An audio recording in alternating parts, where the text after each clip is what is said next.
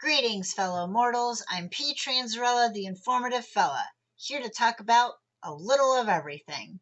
As always, my sources will be in the video description below if you are interested in reading the articles I based my information on for yourselves. Today's topic is navigating road rage. Do you either observe or express behaviors of road rage? The most common forms include things like tailgating, yelling, honking in anger, making angry gestures, trying to block other vehicles from changing lanes, cutting off others on purpose, getting out of your vehicle to confront another driver, and bumping other vehicles on purpose. If any of this sounds familiar, you have either been a victim of or are guilty of road rage. So, what factors contribute to road rage incidents and aggressive driving behavior? Here are a few. Traffic delays. So things like heavy traffic in the morning or early evenings, sitting at long stoplights, erected bridges, and construction zones. For example, currently every single road leading out of my neighborhood is being constructed on. Thanks, city. Next, we have running late, which can lead to impatience, panic, stress, and anger in a driver. Next, we have anonymity. Sometimes being in a car can make people feel more comfortable in engaging in risky behavior because it is unlikely they will see the same set of drivers on the road again. And if you have tinted windows, this might contribute to your comfort in acting like a butthead. Next, we have disregard for others and the law. Some drivers think they are above the law. You know the ones. And last, we have habitual or learned behavior. Some drivers are actually taught to drive by other aggressive drivers, making them think that aggressive driving is fine for them because they have a lot of practice doing it. Now, have all of these factors led to me personally driving with road rage? Absolutely. In an effort to not incriminate myself, I will be using an example from 13 years ago. So it was a sucky day at school because, it was high school, so of course. And I was trying to get home to catch my programs. And being the time it was, I was caught behind a long line of cars with a bus in front of it, and we were driving through a school zone. And teenage me, blasting my punk music, feeling like I was cool and above the law, got into the middle lane, drove ahead of all of these cars, got caught behind the bus still though, and I was mad at this point for I don't know why. I was just mad. And the bus turns left on the street that I need to turn left on as well. So I turn left after it, and I'm thinking, I gotta get around this bus. I want to go fast. I want to get home. I want to watch my shows, whatever. So I look ahead and I see that there's no oncoming traffic. So I decide to get around the bus, and the bus starts slowing down. So I figure, I'm going to take advantage of the bus slowing down, completely ignoring that the bus was shining its red lights and the stop sign swung out, meaning I should have stopped. But instead, I sped around the bus. Thankfully, I didn't hit anybody, and I'm sure at this point you're wanting to yell at 17-year-old me, and I'm wanting to yell at 17-year-old me because I broke the law, and I could have hurt somebody. Heck, I could have killed somebody, and that's terrible. And the sad part is you probably have similar stories of either yourself or someone you have observed completely out of line, breaking the law, possibly hurting somebody. Road rage is surprisingly common, but just because it's common doesn't make it safe. And while the factors I listed contribute, they don't exactly explain where road rage comes from. And I'm sure that we've all run into those factors before and been annoyed by them, but maybe we haven't exactly raged about it. So where does it come from? Well, Robert Nemirovsky, a psychologist in California, proposes that our temper is like a thermometer, with rage being all the way at the top and the spectrum having a sort of kindling process. So the idea is that we accumulate small amounts of annoyance or irritation throughout the day, building our load and then igniting with a match at the end. In this case, The match would be the final irritating event, which with road rage would be a traffic situation like getting cut off or missing your light. Nemirovsky says that almost any anger episode can be mapped back to TIFF, or the combination of threat, injustice, and frustration. And on the road, there can be a mashup of triggers relating to the TIFF categories. Perhaps a car changed lanes, 4 lanes at once, almost hitting you and other cars, which would be threat. Or perhaps we feel our ego has been attacked because a car has passed us, indicating that we are going too slow, leaving us to feel that we've been slighted or injustice. Or perhaps we are in the left turning lane behind another car, and that car has had several opportunities to turn safely, but doesn't take any of them, turning that driver into the jerk that is preventing us from reaching our destination sooner, being frustration. And it's likely that we have all been there, but just because road rage is common doesn't make it safe. Verywell Mind builds off of the anonymity factor, stating that inside our cars, it's easy to feel isolated from the world and forget that there are other people with different priorities. That can cause us to be far less polite to one another while driving than we would be if we were actually in a face-to-face interaction. Additionally, when we're all frustrated with traffic, sometimes people make mistakes or pull impolite driving maneuvers, which can lead to anger from other frustrated drivers, creating a cascade of hostility. And once again, road rage is extremely common. And I think as a culture, we are almost encouraged to be aggressive drivers, and it's normalized in the media all the time with excuses and exceptions, like house spouses who aren't appreciated at home, or parents who experienced trauma as a kid and now overreact to little things like traffic, or notable villains who have road rage because, of course, they would. And there are environments where we are encouraged to be aggressive. Think about the differences between urban and rural driving. If you were in a city when you learned to drive, you were probably taught to have more of an aggressive disposition when navigating the streets, a bit more oomph, because everyone is going faster and the crowded streets almost force you to cut everybody off just to be able to turn or merge. And then there are car decals that say things like, I'm probably late for something, you were going too slow, or if you can read this, I'm about to hit my brakes, further cementing the idea that aggressive driving has been normalized. By the way, that last one, who decided that brake checking was an appropriate response to other people being jerks on the road? Thanks. We should encourage retaliatory behavior that would result in a wreck. Yeah, I don't think so, and I don't accept that rhetoric. Also, video games. There are tons of racing games where you are encouraged to drive aggressively and dangerously, and often get rewarded for doing so. So it's no surprise that a survey conducted in Washington, D.C. in 2016 found that nearly 80% of drivers expressed significant anger or aggression behind the wheel at least once over the course of the prior year.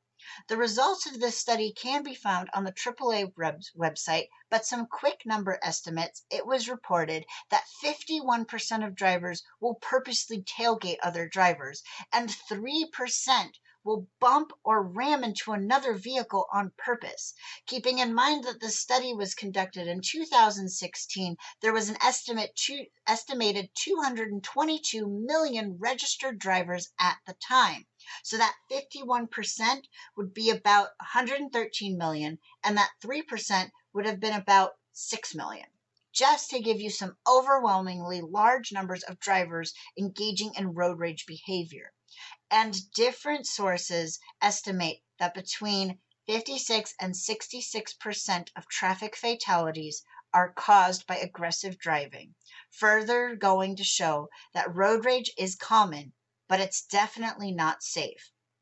So now that I have thoroughly scared you on the likelihood of observing or expressing road rage, let's talk about navigating it.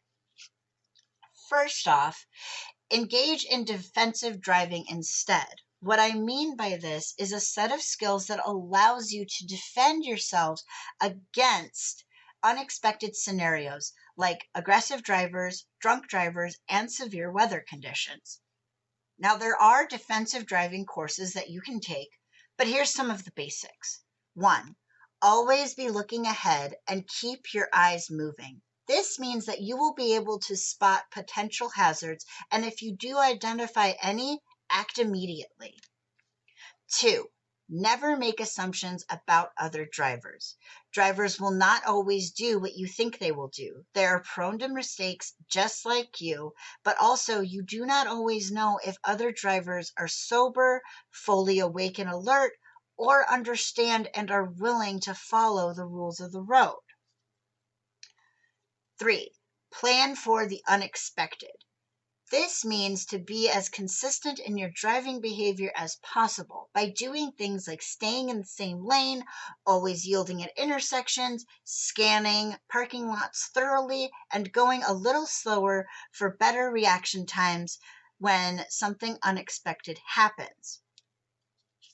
4, and this one's super important, avoid distractions. This means don't text, eat, smoke, enter destinations on your GPS, change music, etc. while driving. Try to do all of that when your car is still parked. And lastly, follow every rule of the road. Yes, even the annoying ones that don't seem important. Because if you commit to following the rules, that is one less driver acting in an unsafe manner on the road. And I'm not naive about this. I know that many times severe and fatal accidents will still happen. After all, we can't control other drivers' decisions and behaviors on the road. We can only control ourselves.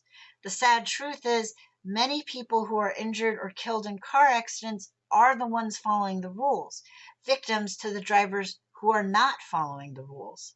Like when I was 7, my uncle was killed by an aggressive drunk driver. And it scarred me. Ever since then, I have been convinced that I'm going to lose somebody else to a car accident, including myself. What's surprising to me is that I still went through that phase of engaging in road rage behavior. And now it seems that every few years I experience a close call on the road that scares me all over again, convincing me more and more that it's better to be safe than sorry. If I can commit to doing everything I can to ensure that I am one less driver acting unsafely on the road, then maybe we can see those statistics go down in the years to come. And if you are following all the rules and even engaging in defensive driving, but still come across someone who is driving aggressively, remember these few things. Stay away. Safely change lanes, gradually slow down, or even exit the highway to keep a safe distance from the aggressive driver. Don't reciprocate. Ignore the temptation to respond to the other driver as it could cause the situation to escalate. Don't make eye contact, but do try and glance over so that you can identify the driver if need be. Don't stop. Stopping could lead to a person-to-person confrontation, which could be dangerous. And lastly, watch your back. If you are worried that the other driver is following you, keep your doors locked and drive to a safe location. I also would recommend taking a more complicated route to your location in an effort to shake off that other driver that might be following you, but remember to still drive safely while doing this. So, what if you identify as someone who is prone to aggressively driving and road rage behavior? There are a lot of articles about how to calm your road rage, and many of them say similar things. First off, let me just say that I hope if you are seeing this and that you recognize that you engage in road rage behavior, that you decide to commit to changing that behavior, because road rage is incredibly common, but it doesn't make it safe. So start out by committing to safe driving behavior. And that starts with things like getting a good night's rest the night before, because getting insufficient sleep can make us more prone to outbursts, which can translate to aggressive behavior on the road. And if you find yourself aggressively driving because you are always running late, try to build a new habit of leaving 15 to 30 minutes earlier to reduce the stress brought on by running late. Managing your time wisely can be a great stress reducer. And if you leave late, take ownership of you leaving late. It is not everybody else's fault that you left late. It is yours. What's done is done. You are late, but still drive safely to get where you need to go. And engage in calmer, positive self talk. If you get cut off, actively ease off the gas and mentally welcome other drivers to go ahead of you. After all, you're not in a race. If you come into a high traffic area, make the choice to enjoy the ride. Put on your favorite song and sing along and just coast on. Don't mentally fight this situation, which you can't control. If you aren't in the headspace to drive safely, think about delaying your departure by a few minutes or asking somebody else to drive. Because if you feel upset by your day, you should be taking a moment to calm down before turning on your car. Breathe and focus on your breathing. Slow it down and maintain a steady breathing pattern. Try putting on something to listen to that you find relaxing. And if you encounter another driver acting aggressive, avoid it, like I mentioned before. But also take a mental step back and try not to take it personally. After all, they are human too, with their own daily frustrations. So instead of being reactionary, try to be a little compassionate. Maybe instead of pinning that person as a jerk, they actually just made an honest mistake. Or maybe they got some troubling news and are having a hard time focusing. Or maybe they are lost and Siri is giving them directions, but they're on a bridge, so they can't turn left, so they're just confused now. So allow for that reasoning in your mind before choosing to retaliate. Don't let their driving habits ruin your day. And if an incident really revs you up, try pulling over somewhere and give yourself a moment to process your feelings and calm back down. Because reacting with rage will lead to bad things, and I'm sure you don't actively want to cause an accident. So talk yourself down. Ask yourself if your rage filled response will result into anything good. And the truth is, it probably won't, so it's not worth it. And let's say that you're not in a place where you can pull over. Try coming up with ways to distract you from your anger. One suggestion I saw was turn the bad driving habits of others into a game by keeping count of how many people are driving aggressively or breaking rules. This game also helps you to stay aware of the actions of others, helping you to drive more defensively and mindfully. Another thing you can do is make yourself laugh. Instead of yelling obscenities, yell out nonsense words. It's really fun. This one time, 7 years ago, when I was on the road with my derby mom, there was this driver that had cut us off and then slowed down and then kept switching lanes. And it was really frustrating me. And I started out by yelling. But then my derby mom pointed out to me that yelling in anger was just going to result in spreading more anger, kind of like I was already talking about. So I decided to yell nonsense. I put together the first sounds and random words that I could think of, and I yelled out the phrase, "Fahuzel leaf waffle." So she started laughing, and I started laughing, which distracted me from the anger that I was feeling to the point that I forgot all about that frustrating driver.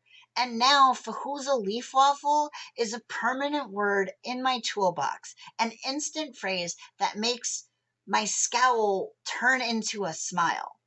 In closing, I hope I have given you all something to think about, from stats to driving defensively to calming your own rage inside, because driving can be dangerous. Remember that while on the road, we are essentially in a rolling metal cage that can bend and break. And how great would it be if we all committed to driving safely so that those road rage percentages weren't so darn high? Remember that just because it's common doesn't make it safe. So commit to being that one less driver engaging in road rage. Thanks for tuning in to my second video. New episodes will post weekly, so feel free to click subscribe, like, dislike, comment. Links to my sources can be found in the description if you would like to read the articles yourselves.